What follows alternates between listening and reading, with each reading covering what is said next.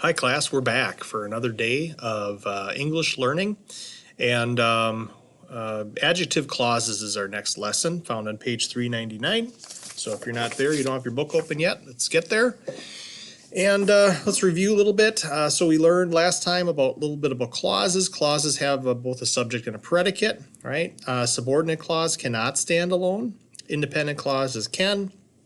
And if it does not have both a subject and a predicate, then we know it as a phrase. Well, today, clauses can also serve as adjectives.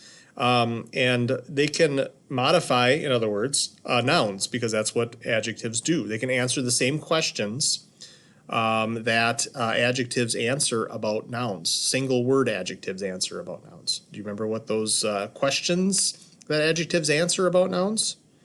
Remember which one, what kind, or how many?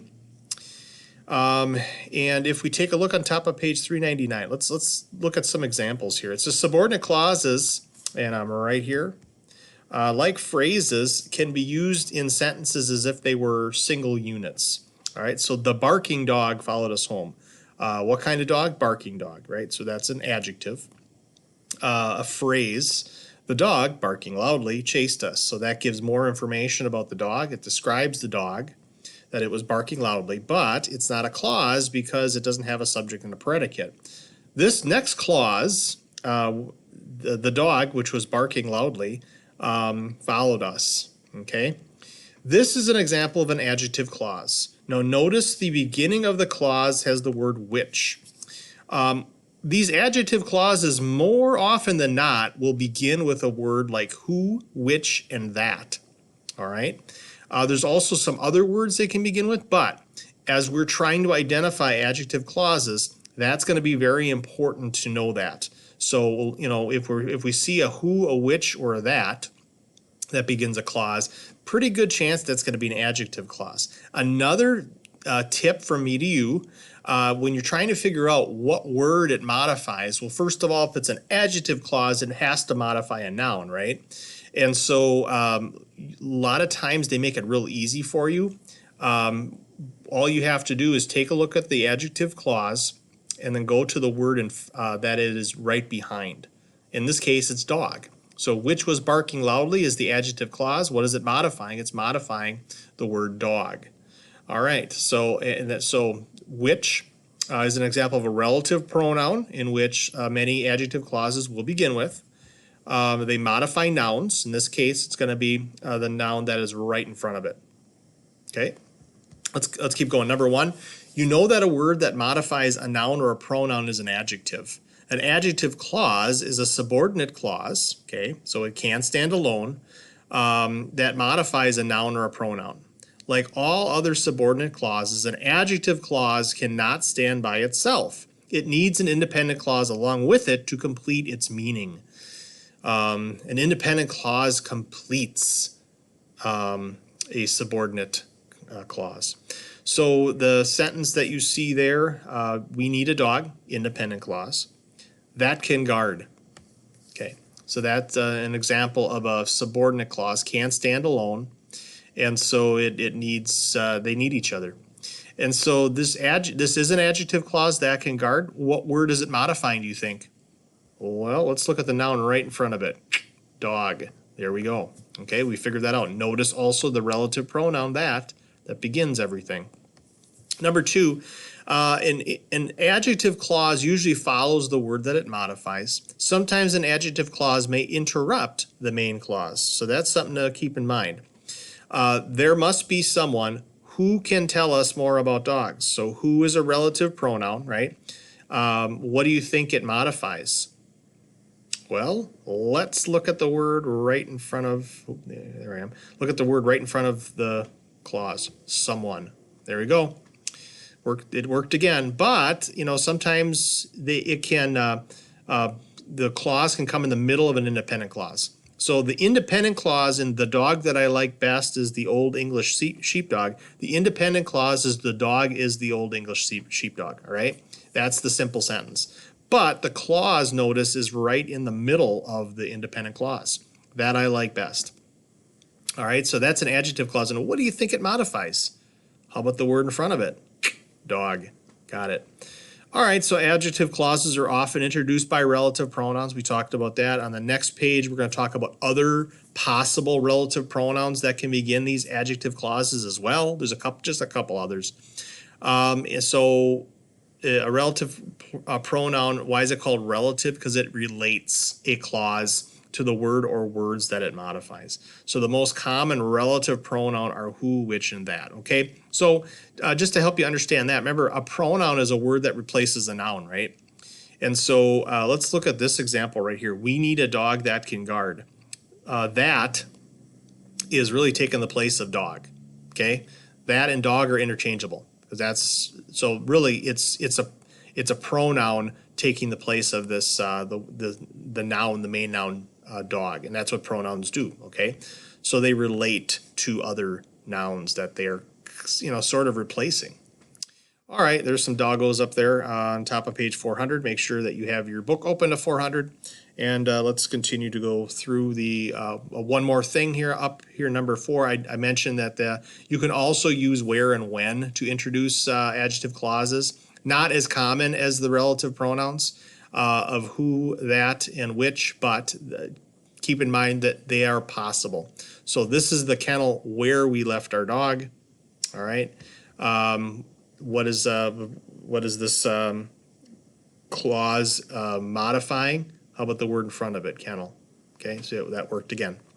All right, let's go. We just have a couple examples here on page 400. Let's go through them together just to make sure that you got it. Feel free to pause the video at times just so you can have a little bit of thinking time as you're trying to come up with these answers and think it through. Identify, it says, each relative pronoun and adjective clause. Which noun or pronoun does the clause modify? Let's go through number 1 together first. Okay, so number 1, a purebred dog is one that has parents of the same breed. Now, I see the relative pronoun that, right? So that might be something that we identify right away. And then the rest of it, that has parents of the same breed. Okay, so there's the whole adjective clause. What's the relative pronoun? That. We got to follow the directions here, right? And then it says, which noun or pronoun does the clause modify? I'm going to just kind of go one word over from the relative pronoun, and that's going to be the word that it modifies. Okay? Number 2, let's do this together again, and then maybe have you do 3 to 8 on your own. The American Kennel Club, which registers purebred dogs, is known as the AKC. All right, so notice that this is an example of what we talked about before when we have an adjective clause that comes in the middle of the sentence. Notice also, and I didn't mention that in the other example, that it's set off with commas. All right, so really the independent clause is the American Kennel Club is known as the AKC, right? But it's not asking, the directions aren't asking what is the independent clause. It's asking for the adjective clause. All right, so first of all, we see the relative pronoun which. There's one answer. Which registers purebred dogs. We got the comma after it so we know where to end it. And then what does it modify? Gee, I'm going to take a wild guess and say that it's the word in front of it. Now, don't just say club on this one, because notice that American Kennel Club is a proper noun. Okay, so it's one noun, it's one thing. So really this whole phrase modifies American Kennel Club would be the answer for that. Okay, so let's have you go through 3 to 8 on your own. Pause the video, work them through on scratch paper, or maybe even in your head. I'd prefer scratch paper. That's probably better for you. So pause the video, and I'll come back and I'll give you the answers. Hey, and we're back. Number 3, let's go through that one together. This one has the word those, you see in the beginning there, right? And so those would be the relative pronoun. Who own purebred dogs I'm on number 3 here. Who own purebred dogs? So who is the relative pronoun? I'm sorry. And who own purebred dogs would be the adjective clause, and then what does it modify? Go to the one in front of it, those. So that would be a pronoun, right? But adjective clauses can modify pronouns too, nouns or pronouns. Number 4 for that one, There's actually two. Yes. Don't last unit 7. Many of us, I think, were just looking for one, not anticipating that there's going to be, like, if we're asked to identify a clause or a phrase. Actually, it was phrases last chapter, wasn't it? When we're asked to identify a phrase, we would just look for one, put it down, and then be done. Please, please, please anticipate that there might be more than one. And number 4 is an example of that. So you actually have that and that, right? So that has a pedigree is 1. Okay, that has a pedigree is 1. That are known and registered is another one, okay? So that has a pedigree is modifies dog because it comes right after it. That are known and registered is another adjective clause that modifies ancestors. Okay, so there's 2 of them here. So that has a pedigree, must have ancestors would not be the whole phrase. Okay, you'd cut it off after pedigree. Number 5, that only has 1 in it, which is a type of hound. So see the which. Okay, and then beagle would be the word that it modifies. Notice that, again, it comes right in front of the adjective clause. Number 6 there, that only had 1, actually. So we're looking for a relative pronoun. Oh, there it is. Who raises pedigreed beagles in order to show them in dog shows. So why does this continue on and on and on? Well, the reason why is because it has a string of prepositional phrases after them, okay, in order to show them in dog shows. All right, there's just a couple prepositional phrases in there, so we use the whole thing as the adjective clause, and then again, it's getting hopefully easier for you to identify the word that it modifies. Just go right in front of it, and that would be the word friend. Number 7. We looking for a relative pronoun. Ooh, which. There we go. Ooh, that's nice. It's got a comma before and after it, so we know that whole thing is going to be the adjective clause, which has a large number of breeds of dogs.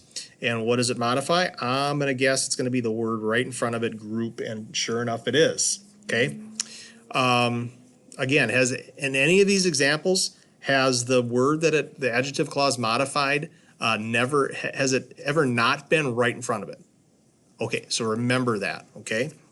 So really you're looking for a relative pronoun.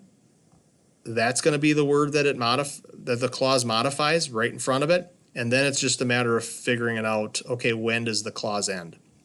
Number 8, I'm looking for a relative pronoun. That's probably going to be the word it modifies, right? And then that attract the most attention. Okay, we would cut it off there because this is where the subject and the predicate begins, the subject ends. So we would not have the clause dip into the predicate. It stops right there. All right, so hopefully that helps. Relative pronouns begin these adjective clauses. These adjective clauses will always modify the noun or pronoun directly in front of it. And then where and when, keep in mind that they may also introduce adjective clauses. All right, so that is our lesson on adjective clauses for today. Your assignment will be to do this worksheet, double-sided, and hand that in with your packet that you will receive your new packet on Monday, and you'll hand this in on Monday. So make sure you're keeping track of your stuff. So you got, so far this week, you have an idiom worksheet, you have a independent and subordinate clause worksheet, and then you also have an adjective clause worksheet now. And then tomorrow I'll give you another one. Okay, Friday no assignment. I'm going to give you some time to just kind of work on other things on that day. Don't take the day off. Work on other things, but I'm going to lighten your load a little bit on Friday as far as both literature and language arts. So you're welcome. Okay, well, we'll see you tomorrow.